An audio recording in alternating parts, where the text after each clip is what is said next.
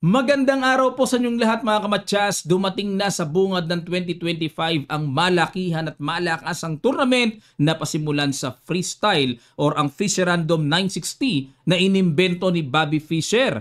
At ang unang i-analyze nating match ay sa pagitan nila first Fisher Random World Champion Wesley So at ang the most rising star na na-awardan ng chess.com nitong nakaraang 2024 na si Denis Lazavic. Ito pong torneyong ito ay ginaganap ngayon sa Germany face-to-face at ang champion ay mag-uuwi ng tumataginting na $200,000 or mahigit 10 milyong piso sa katumbas ng pera natin mga kamatyas.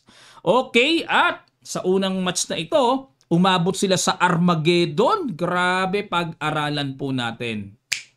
Kung sino po ang mananalo sa kanila ay papasok sa quarter final round. Kaya napaka-crucial nito. Tabla lang ang kailangan ni Wesley dahil Armageddon nito. Ayan, lamang po sa oras dito sila Lazavic kasi white must win at ito po ang kanilang randomized pieces combination sa baba. O magkakatapat lang naman yan, pareho, di ba? E4, E5 pero miss 2 lang parang naging normal chess ang kanilang opening.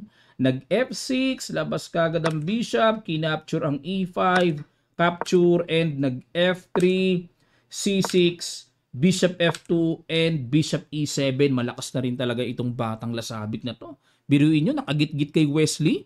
Umabot pa sa Armageddon, matindi na. Bishop F7, nag-castling, castling at nag-C3. Ayan, dito ay masasabi ko na pong halos normal chess na kasi nakapag-castling na pareho eh. Queen C7, Queen C2, D6, C4, babasag sila Lazavic sa C5, nag-Knight D7. Dito po mga kamatyas, kung ang gagawin ng black ay magsi-C5 para masabing walang push ang puti, yun nga lang ang nakakatakot nito madaling malolocate ng puti yung strong D5 na pupuntahan ng knight mamaya. So uunti-untiin yan hanggang sa safe na mapuntahan yan. Kaya, kinonsider ni Wesley yan, nag-Knight D7 na lang siya. Knight E2, Knight C5, at nag-Knight G3 na bad move dito si Lazavic. Dapat daw po is capturing na. Capture, tanggapin na yung double pawn pero may control sa D4, tapos magbi-bishop E3. Ayun. At maganda sana itong knight mai-maneuver papunta sa E6 para madala sa D4. Yan po mga teknikan dyan. Okay, yan ang gusto ng computer pero nag-Knight G3 si Lazavic at nag-Knight B6. Ang tira ng computer, capturing na down, rook takes, tapos bishop E6 para walang knight F5. Ayun. Yan ang mga timplahang gusto po ng computer engine dito ni Stockfish. Nag-Knight B6 at nag-Bishop E2 atras. May X. Bakit po? Knight takes C5 pa rin ang gusto ng computer. Okay, Bishop E2, Knight E6, yan ang mga maneuver na iniintay ko mga kamatyas para mamaya may Knight D4. Inunahan ni Lazavic, pasok ang Knight, nag C5, wala nang pake si Wesley, sige kunin mo na yung bishop ko, importante, makauna akong makalundag sa D4 square.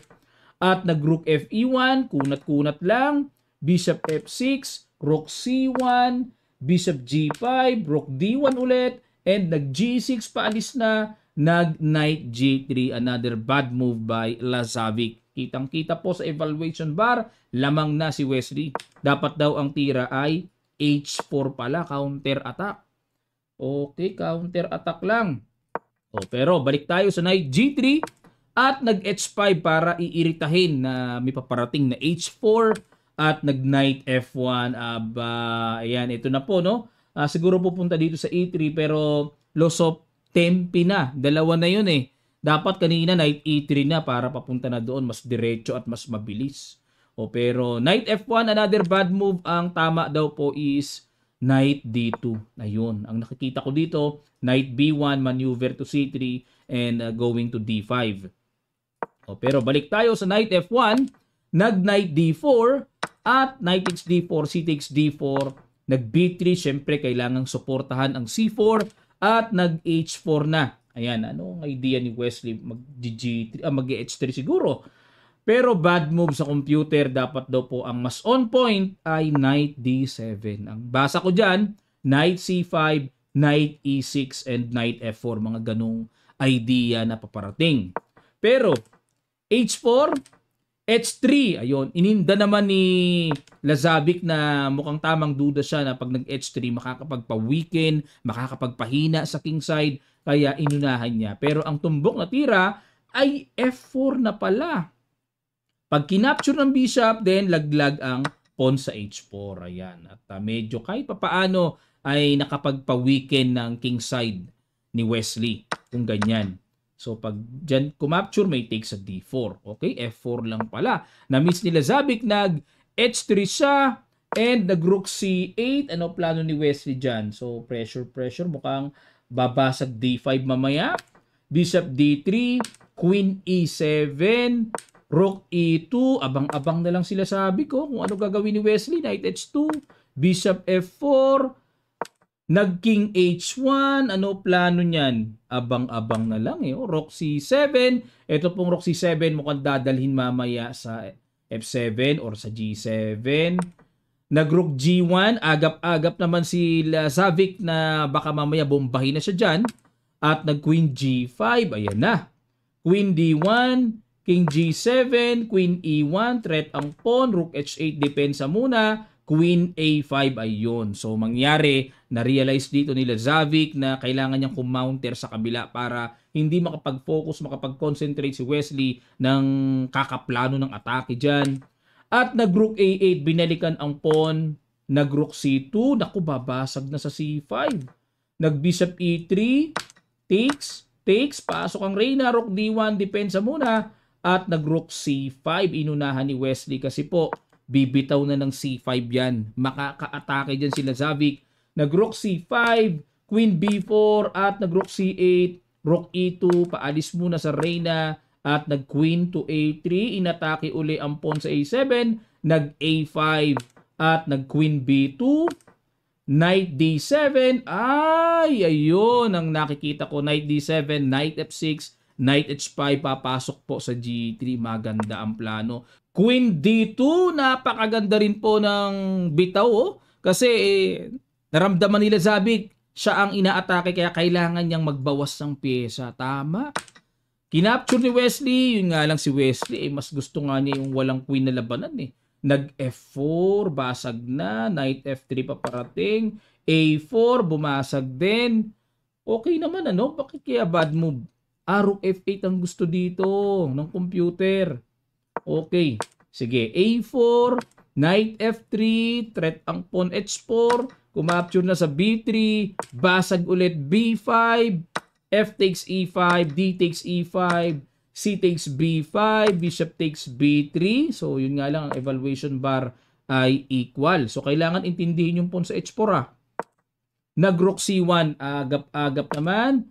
Rook B2. Kumounter. Rook C3. Rook D2 ulit.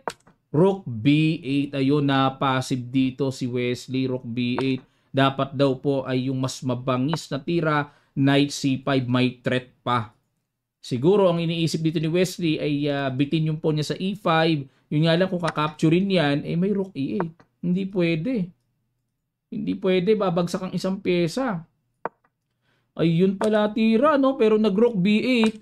Bishop E2. Okay, na-miss naman ang tirang Rook A1. Pasok na doon. Bishop E2. Bishop C4. Okay. Na-miss ang tirang Knight C5. Threat ang pawn sa E4. Bishop C4. Takes. And the Knight G5. Ayan, nakagulo tuloy ngayon. Papunta na doon sa F7 ang threat. At nag-Knight C5. Rook F2. Bad move by Lazavic. Dapat daw po is Rook A2. Okay, pero mahirap nang makita yan. Rook F2. So, check pa rin ang gustong tinatahing plano dito ni Lazavic. At nag-Rook B7. Inagapan naman ni Wesley pero hindi na raw pala dapat agapan yan. Capture na yung pawn sa B5. Hindi dapat pala katakutan yan. Check na yan kasi may King H6. Oo nga, no? May atake sa Knight eh. Mangyari, mapapaatras. Sabay Knight takes E4. Ayun. So, kumbaga parang may nakikitang multo si Wesley sa position niya kahit wala naman. Okay? Rook B7, agap sa F7. Rook F8, D3, pass pawn, Rook C8. Nako, salbahiski, kakapturing na po ang Knight Sabay knight e6, kuha. May ganong taktika, nag-rook e7, nakita ni Wesley para walang lundag ang knight dyan. King h2, angat lang para di matempohan ng mga check-check pa sa baba. Nag d2, rook d1, rook c2, depensa, and another bad move by Wesley. Dapat daw po is rook c3. Pag kumapture sa d2, and knight takes e4, ayun, tapatan, may tactic ang ganun. So tabla lang naman ang kailangan ni Wesley, kaya okay lang yan na kahit equalize, no? Tabla lang kailangan eh. Nag rook c2, p6, ayun. Na-miss dito ang tirang rook c6 daw. O b6, king f6, okay, another X move. Dapat daw is king h6. Okay, king f6, knight f3, rook b7, ayun, dito na lumaki ang lamang ni Lazabic. Considered blunderacious ang tira ni Wesley rook b7. Dapat daw po ay rook d7. Support the pass pawn. Yun nga lang mga kamatsas, pag rook b7, ang gusto ni Wesley kasi ay eliminate na yung pass pawn. Nag rook c6 check muna, king e7, knight takes d2. Nakuha ng malinis ang pass pawn, yun lang. Samantalang si Lazabic may pass pawn pa sa b6. Kumbaga sa negosyo, nalugi mga kamatsas. Rook d7, pin, b7, good move. Yun lang. Kasi pagka kinapture ng knight, bitin naman ang rook sa c2. Kinapture na lang ng rook, nakawala naman ang knight. May weak pa sa e5, weak ang h4, aray nako. Pinatungan, atake sa g2, and nag-rook takes g6, saktong-sakto. Na-iskwala yung position. Sukat na sukat mga kamatsas, knight takes h4, ayun. So, nagkaroon pa ng pagkakataon si Wesley kasi knight takes e5 lang po, wala na eh, super deads na talaga. Rook d7 paparating, pero namali pa ng piniling kinain si Lazabic. Knight d2, knight d2, ito plano, yung isang pass pawn. At nag-rook a1, so checkin doon para magkaroon ng mating net, pero another bad move. Dapat daw po is knight to f5. Check. Okay, rook a1, e4, naku po, yun lang. Wala na, konti na kasi oras din, pressure na rin, ano? Rook a2 lang pala tira dito. Yan lang pala. Okay, para di makapasok ang tore, pero medyo na-underestimate ni Wesley yung pasok. Check. King f8, rook h6. Yun, medyo na-underestimate eh. May threatening matchas. King g8, and rook d6. Ayun, no? May matcha sa ilalim. Napabalik si Wesley, obligado. Pasok ang knight. Knight f1 check, king g1, and rook b1. Yun nga lang po. Ito na. Nasa kapalaran na nila sabi kung papaanong tatahiin ng matchas. Naku po, wala matchas. Nakita ko kagad, naaninag ko kagad. 1, 2, 3, 4 matchas. Rook d6 or rook f8 matchas. Ay nako, maaga pong na-eliminate si Wesley sa 16-man field. Sayang di nakapasok si Wesley. Hindi man lang siya nakaabot sa quarterfinal. Knockout kagad kay Lazabic. At ito pong si Lazabic ay napahataw po naman sa quarterfinal. So yan po yung mga isusunod nating analysis na i-upload po natin mga kamatsas. Tutukan na natin tong batang Lazabic na to, na kaya most rising star ito ng 2024 dahil sa dami ng mga ina-upset niya. Maging si world number 1 Magnus ay na-upset na rin ito. Grabe itong taga Belarus na ito. Mabagsik. Maraming salamat po mga kamatsas. Sana po ay na-update kayo. Medyo malungkot lang sa Wesley So fans dahil talagang ganun. Di pinalad eh. Daming winning chances ni Wesley pero nasayang. Okay, so abangan po natin ang mga susunod pa dito. Nandito pa yung mga mamaw na i-analyze pa natin na mga ibang games. Maraming salamat. Magkita-kita pa tayo sa mga susunod pang chess updates.